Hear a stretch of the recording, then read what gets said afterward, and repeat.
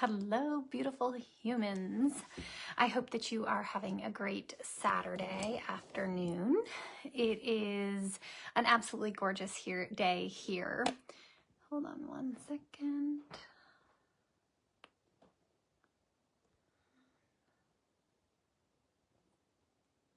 Okay, sorry about that. So I wanted to pop on for a couple of moments. I realize how often I say that. And I hear myself say it, and I'm like, that's a funny thing to say. Because we all know that it's probably not going to be a couple minutes because I'm like, yappy. That's okay. It's part of my authenticity and uniqueness. So here we are.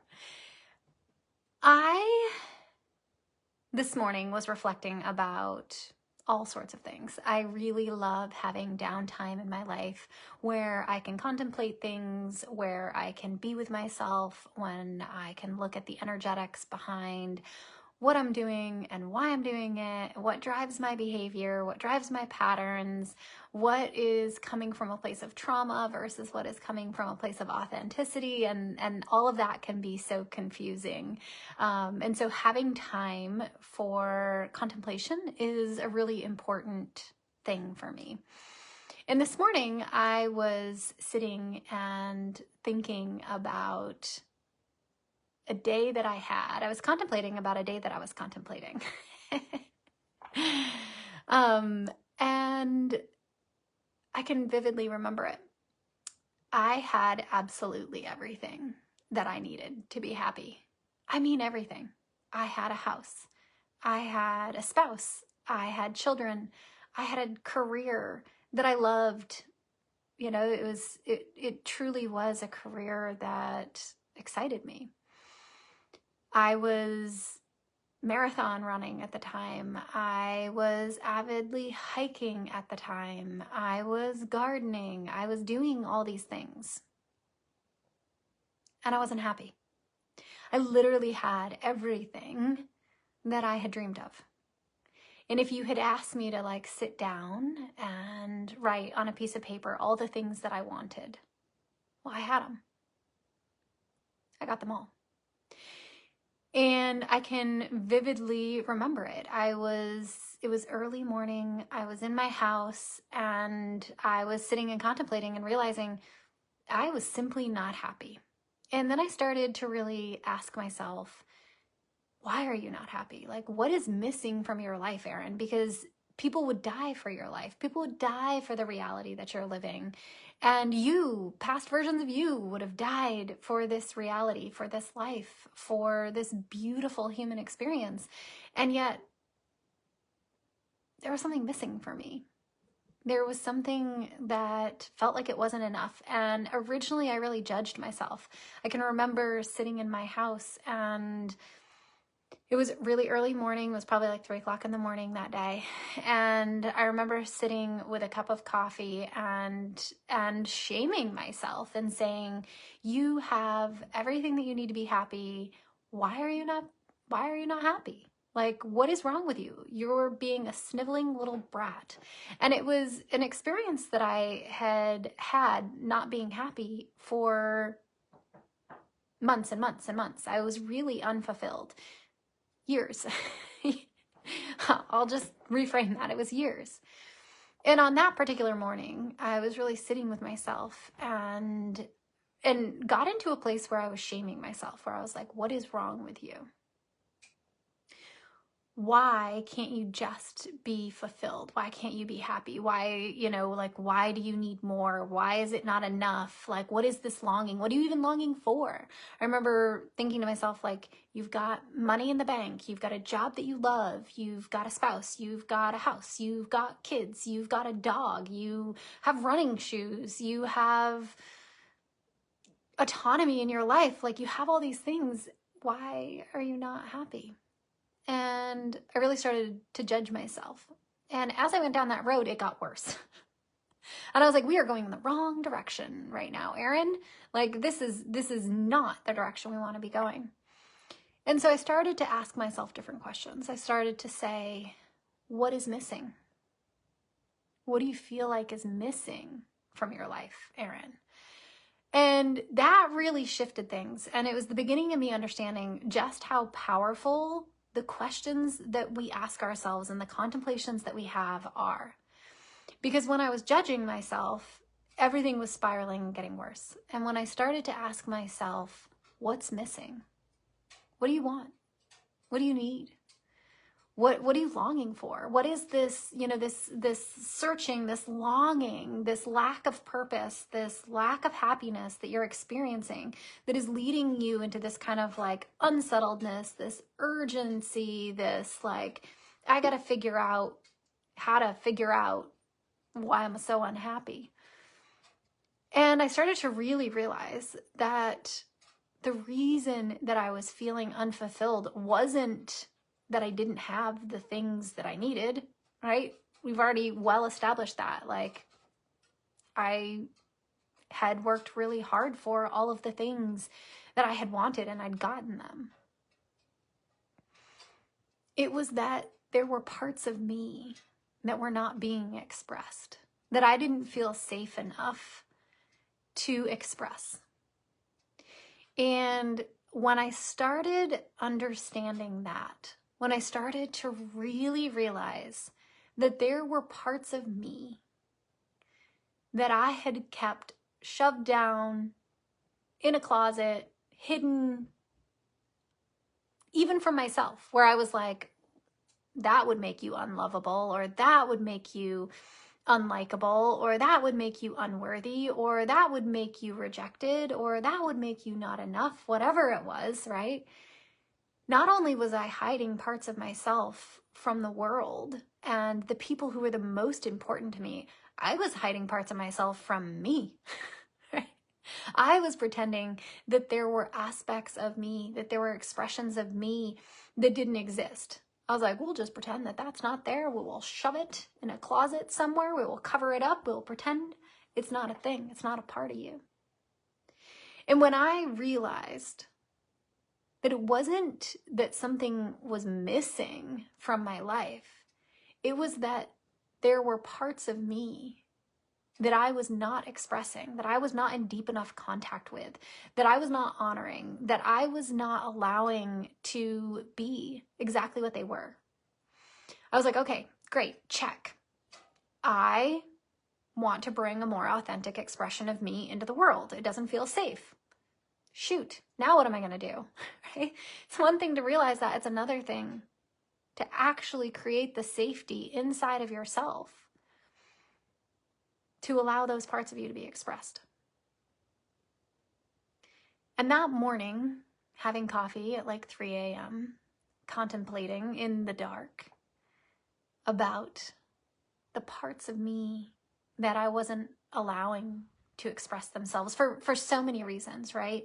There's so many parts of me that I had suppressed and repressed and depressed and hidden.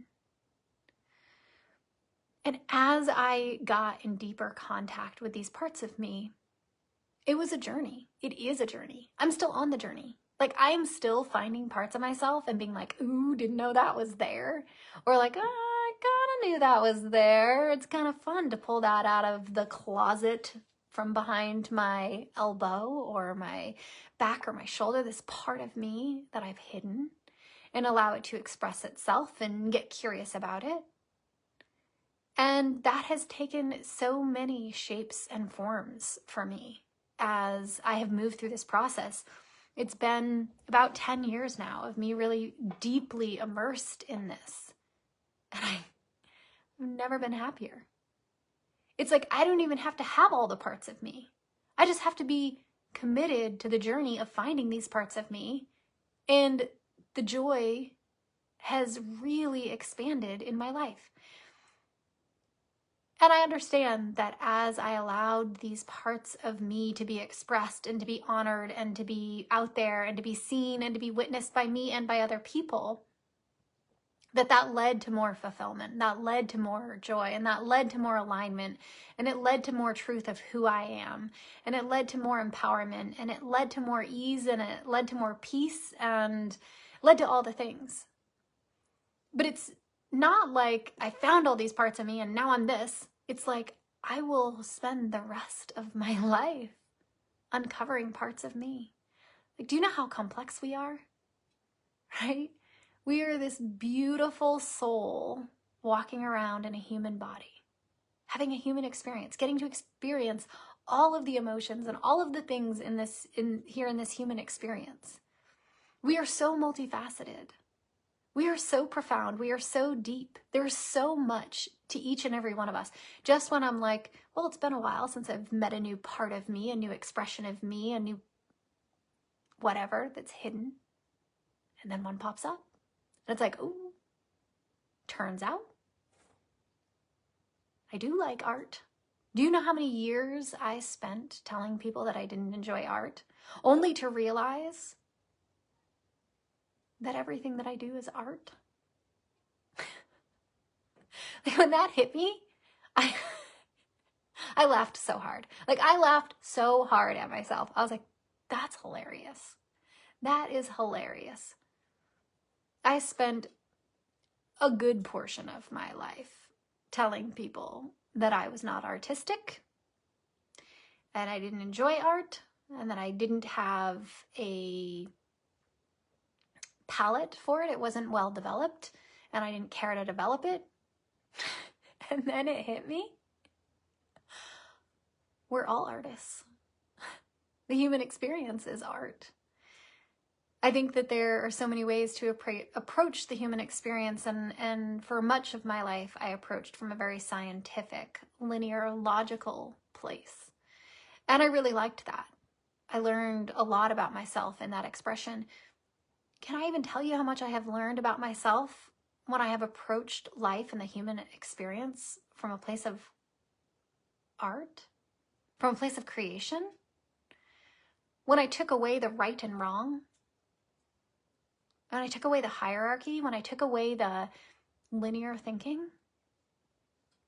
And that was a process for me, because I was so deeply ingrained culturally, but also just as an individual in the field of science, and that there was a right and a wrong, and there is a hierarchy, and there's a way, right?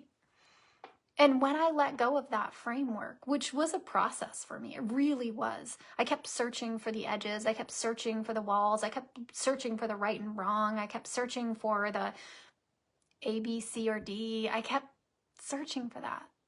And when my nervous system, when my being, when my heart, when my soul, when my body stopped searching for that framework, and just allowed a more divine feminine expression of self, where there is no right and there is no wrong, except for the answer that you are always right. Whatever the experience is exactly what it's supposed to be. And that's it. There's no wrong. It's just an experience that you're having. And I let go of the framework of right and wrong. What if I get it right? What if I get it wrong? What if I pick the wrong thing? What if I do the wrong thing? What if I pick the wrong job? What if I pick the wrong client? What if I pick the wrong car? What if I pick the wrong college? What if I pick the wrong platform to host my website on? What if I pick the wrong shirt? What if I pick the wrong meal at dinner? There is no wrong. There is no wrong. And as I let go of that, magic happened for me. And that has been really, really potent for me in the past 4 months or so. In April, I think it was April, but it could have been February, I started saying to people, I'm real shifty. And I said that for months. And then I stopped saying it because I felt like I was just moving from one shift to another, to another, to another. And then in August, my world blew up. Like, blew up. It was like fireworks. And I was so grateful to have the mindset that there is no right or wrong way. There is only a pathway that will bring me more deeply into me. And if it needs to bring me further from me before it can bring it back to me, that's okay. Sometimes we're going to take the scenic route in life. I have taken the scenic route a time or two, my friends. I really have. Yeah, it's great. The scenic route is perfect. Sometimes you have to get further from yourself to realize that you are getting further from yourself so that you can come back to yourself.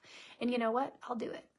I'll do it every time if it means that I get to come back to myself, if it gets to mean that I find a deeper sense of home inside of me, if I get to experience a deeper sense of peace, if I get to experience more authenticity, if I get to experience more alignment, if I get to experience more peace, more joy, more happiness, more ease, more of me. Because the more of me that I experience, the more of me I realize is there and that I get to experience. And it is, I allow myself to unfold. And after my world blew up in August, I cannot even tell you the parts of me that I have found. It was like an Easter egg hunt. It was the most magical Easter egg hunt I've ever been on. It was like skipping around in the backyard being like, oh, and there's a piece of me, and there's a piece of me, and there's a piece of me, and there's a piece of me, and I have nothing left to lose. I'm just picking up all the pieces of me, putting them in my little Easter egg basket, skipping around. I was definitely not wearing an Easter dress. So I used to say that I did not have an appreciation for art, which turns out is wildly inaccurate. And so I could sit here and say that I don't enjoy dressing in a very feminine way. Dresses have not been my thing. There was a period of time where I wore multiple dresses like every single day. So I could sit here and say, like, there was no Easter dress because I suck at being a girl. But you know what? I already feel myself being pulled into the feminine more and more and more deeply.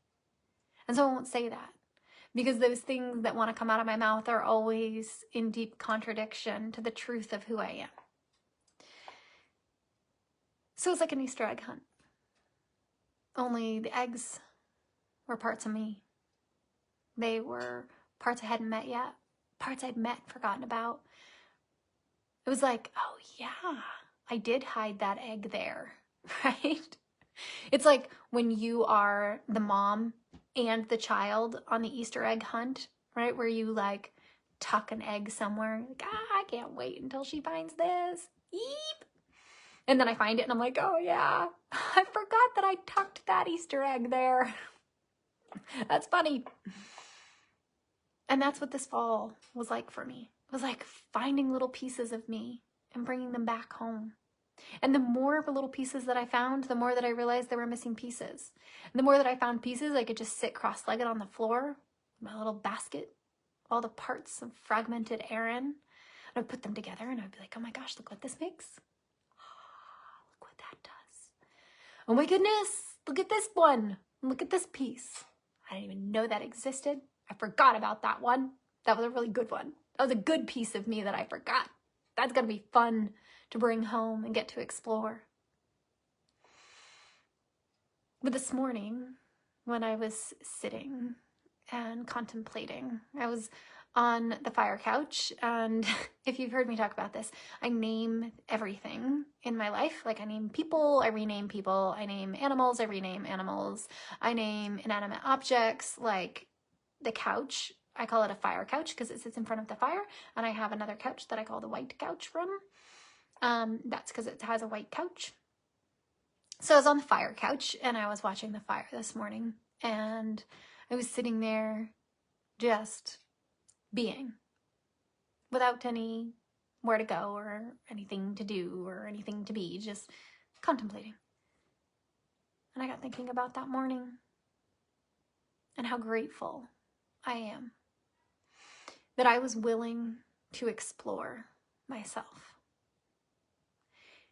I don't know where I would have spiraled to if I'd been unwilling to look at myself, because I certainly spiraled as part of that expression. And I'm okay with a little spiral in my life. It happens. But I think about how different my life is. And I think about how this life, this human experience, it's not a dress rehearsal. Like, it's not a dress rehearsal. I get one shot at this human experience. And that's not from a place of scarcity. It's from a place of absolute awe. Like, I get to live this human experience. I get to be alive right now. I get to be here on earth. I get to be in this body. I get to be this human. I get to be this unique frequency. There's no other me. There's no one like me. There's no one who thinks like me. There's no one who moves like me. There's no one who loves like me. There's no one who contemplates like me. There's nobody who cooks like me. There's nobody who enjoys nature like me. And that's not to say that there aren't people who do all those things, right? There are, but not like me. Just like no one does it like them. So I'm it. I'm the one and only me. How amazing is that?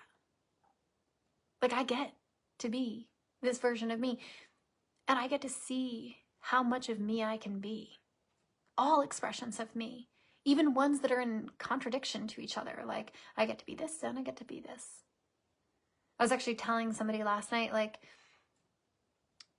you know those ice cream cones that are like a swirl, right? They're like chocolate and vanilla. I was like, I want that. I wanted two different things that were in direct opposition, like could not be in deeper opposition of each other. And I was like, I want them both. And I want them together. Swirled. Right? We get to do that. You get to be any fucking expression of you want to be. All of them. Even when they're in deep contrast to each other. Right? Like, I can make the choice to only wash my hair with baking soda and apple cider vinegar because I do not want to put chemicals on my scalp, rubbing it into my head with all my open pores in the hot shower.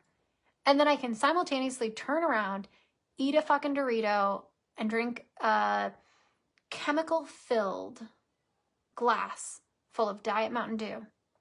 I am allowed to be both. I'm allowed to be both.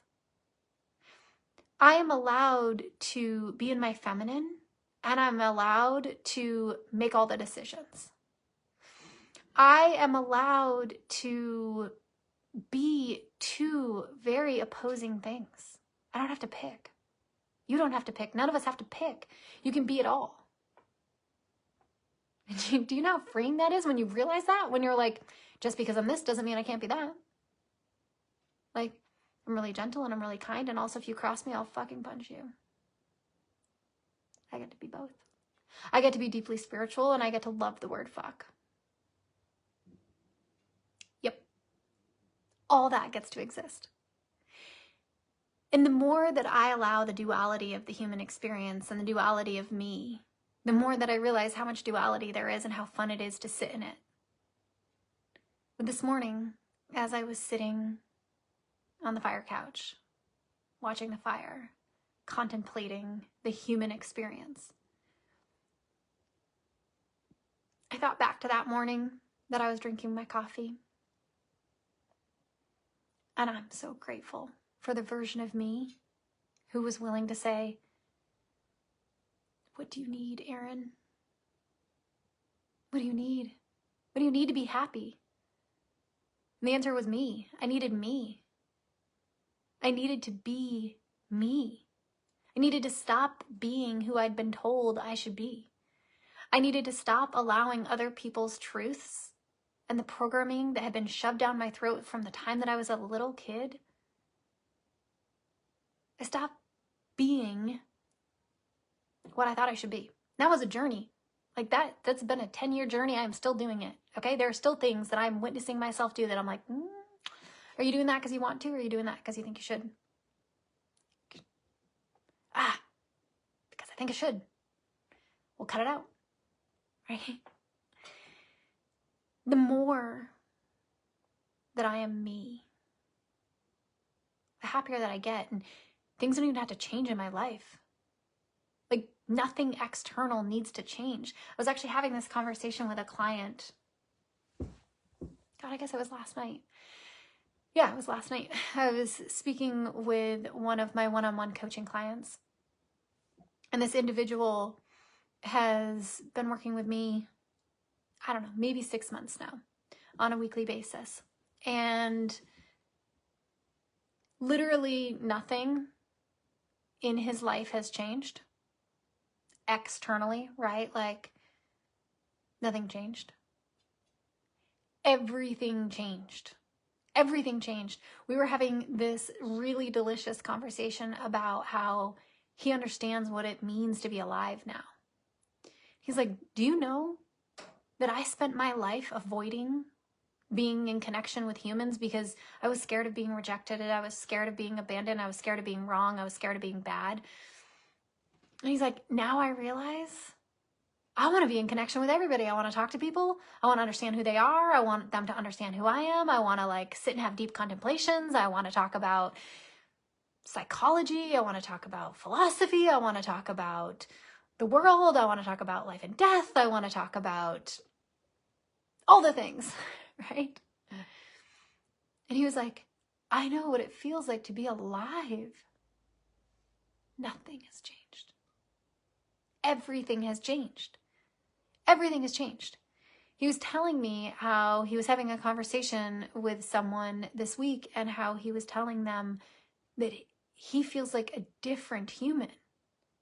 But all that has changed is that he has a more regulated nervous system because we did a lot of somatics. He understands himself more deeply. He understands his authenticity. He understands his uniqueness. And he let all of the shoulds that he possibly could go. And what was left was this beautiful human who he loved. Nothing changed and everything changed. It's not like he sold his house, he quit his job, he left his relationship. None of those things happened. He's just happy because he got in deeper contact with himself, with his authenticity, with his uniqueness. He regulated his nervous system, purged trauma from childhood. And what he was left with was this beautiful self. And that was my lived experience too. It's like nothing has to change in order to have everything change. Sometimes things have to change. That's the long and short of it. Sometimes we built a life around things that are not authentic. Or maybe they were at that moment, but they're not now. And so things have to change. But that's not where it starts. It starts with energetics. It starts with understanding authenticity. It starts with leaning into yourself. And I watch a lot of people move through the human experience and they're really unfulfilled. They're really unhappy. That's how I used to be. And even recently, like in August when my life blew up, I got the opportunity to go through this process again and really look at what wasn't working for me, what was out of alignment, what wasn't authentic, what wasn't aligned anymore. But I watch a lot of people moving through the human experience feeling so unfulfilled. And I have seen the same thing over and over and over again with all of my clients. People who are unfulfilled, people who are unhappy, are not in deep enough contact with themselves, with their authenticity, with their uniqueness. And when we do that work, magic creates pure magic. So I wanted to pop on and share with you what I was contemplating this morning. And I would love to hear from you what came up when you listen to this. And it could be any sort of reflection or no reflection at all. You can DM me. You can comment on the video. You can put it out there to the universe or to God or to Mother Nature or the divine. Whatever you say. For me, they're the same thing. You can not comment at all. But I'd love to know what gets stirred in you hearing this. What parts of you are begging, desperately begging, for you to come into connection with inside of you? What are the parts of you that desperately want to be seen, that want you to embody your authenticity, your uniqueness? What parts of you are you not seeing right now? Whether it is a creative, artistic, spiritual, scientific, travel, new career, what are the parts of you that want to come out, that want to be seen, that want to be witnessed, that want to be embodied, that want to be expressed, that want to be explored? I'd love to know.